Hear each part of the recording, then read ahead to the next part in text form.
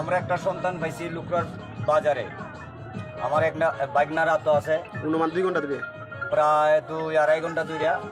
আপনারা যারা যারা এই লাইভটা দেখতেছেন, আপনারা শেয়ার করুন, শেয়ার করিয়া এই বাচ্চার মা বাপের হাতও এই শেয়ারটা পৌঁছাইয়ে দেন, যেন ওনার এই সন্তানটারে আইয়া আমরা এই লুকরা বাজার মধ্যবাজার আইয়া কুচকুল লইব, ইনশাল্লাহ এই বাচ্চাটারে নিতে পারবেন।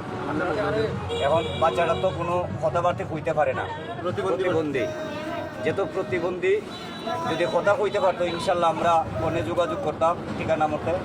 যেখানে আছেন এই ভিডিওটা শেয়ার করুন, শেয়ার করিয়া জায়গায় জায়গায় আপনারা পৌঁছাই দেন, যেন এদের মা বাপ বাচ্চাটারে নিতে পারে। ধন্যবাদ সকলকে। এমনও হতে পারে এরকম শিশু পাচারও হয়, এরকম হইতে পারে হেরে কেউ পালায় যেতে পারে, আবার কেউ বাজারে আরে যেতে পারে। সে কিন্তু চারিদিক দিয়ে খালি ঘুরতেছে, কেউ দেখতে পারতেছে না। এর মার অবশ্যই ওর গার্জেনের সাথেও আসতে পারে, কিন্তু সে আমাদের এলাকার না, এলাকার হইলে আমরা চিনলাম না।